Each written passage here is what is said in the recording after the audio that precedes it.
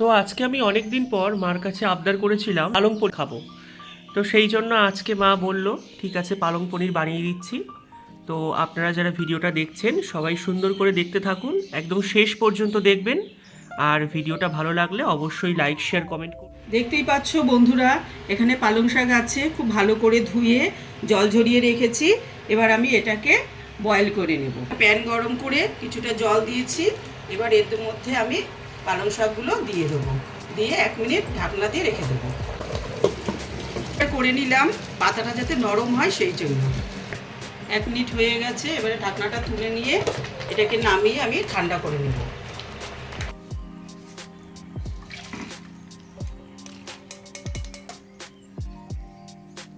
দেখতেই পাচ্ছেন আমি পালং শাকটাকে ঠান্ডা করতে দিয়েছি।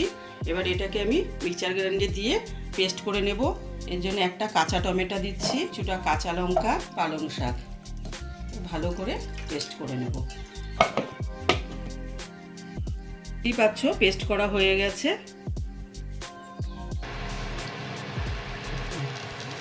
আবার আমি প্যান গরম করে নিয়ে কিছুটা তেল দিচ্ছি। এবার এর মধ্যে পনিরগুলো হালকা করে ভেজে নেব।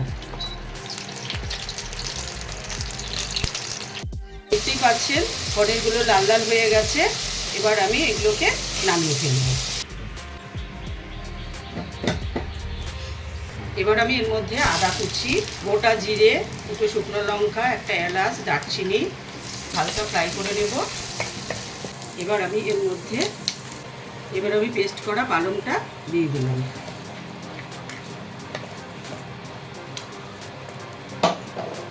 এবার এর মধ্যে 1 চামচ হলুদ গুঁড়ো, শুকনো লঙ্কার গুঁড়ো, চামচ জিরের গুঁড়ো, এটা দিয়ে খুব ভালো করে একটু ফ্রাই করে নিতে হবে। এবার এর মধ্যে আমি 1/2 চামচ মতো চিনি আর পরিমাণ মতো লবণ।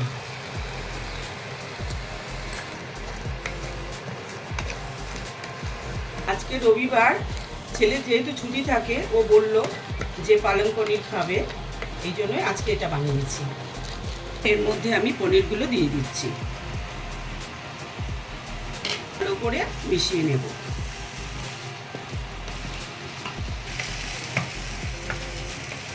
1 চামচ ঘি অ্যাড করব ফ্লেভারটা সুন্দর আসার জন্য। এবার এর মধ্যে 1 চামচ গরম মশলা দিয়ে নামিয়ে ফেলব।